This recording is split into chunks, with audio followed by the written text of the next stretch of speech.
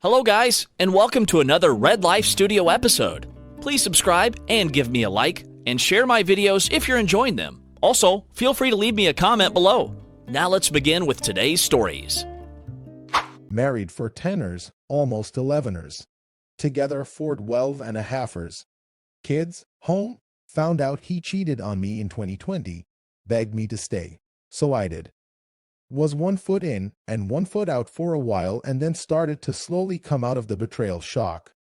STBX had been gone on orders for 4 months, told me he wanted us to get into counseling and work on our marriage.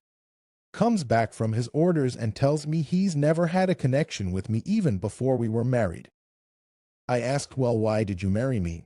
He says because he thought he would be dumb to walk away from such a beautiful, smart, good woman.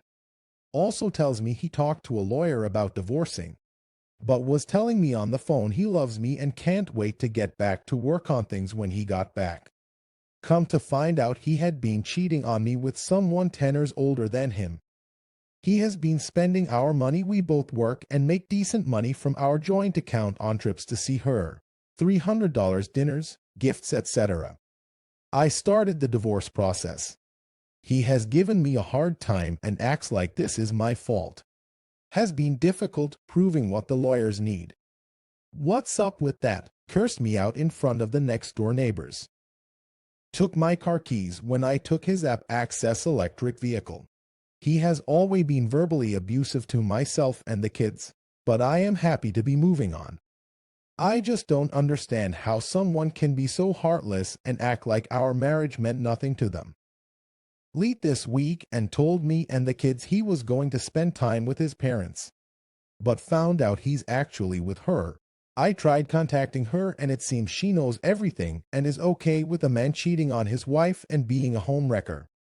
I would think any self-respecting woman wouldn't do that, but glad he found someone just like himself.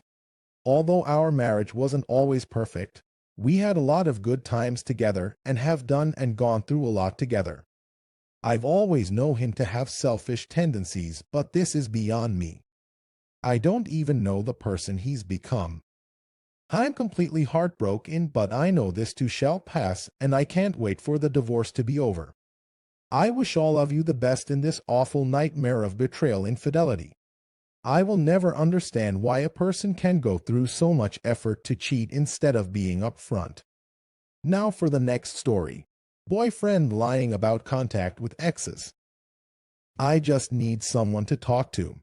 We've talked and it didn't go well at all. My boyfriend and I have been together for 5 years.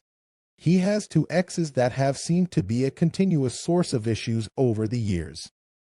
Up until a week ago, they were both still on his phone plan. He was also paying their bills. No, he has no children and has never been married. I know some people help out BC of kids, and that isn't the case here. I had to fight him on even getting him to finally remove them from the plan. I asked him to do it nicely when it was obvious we were serious, about 2 years into the relationship. He told me no, BC there was no reason for it and it wasn't hurting anything. At the time they were, he said, paying their bills. At what point in time that stopped, I honestly have no idea. I told him it was odd that he planned to permanently keep them around on the phone plan, and it made me uncomfortable. He had to talk with them anytime a change was needed, like an upgrade or a phone needed repaired, etc. I have an issue with ex number 1. BC, she's always made it clear she is not over her romantic feelings for him. Also, their relationship started by him cheating on the woman he was with prior to her. Ex number 2 he has lied about texting with, FaceTiming with, and even seeing. Texts I found in his trash folder that he forgot to empty were also mildly flirty in nature.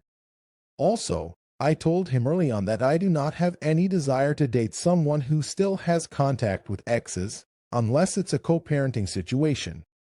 The topic of exes has caused me issues in literally all but one of my relationships. It's a permanent boundary I've now set for myself. He agreed to the no exes rule, and I don't talk to any of mine either.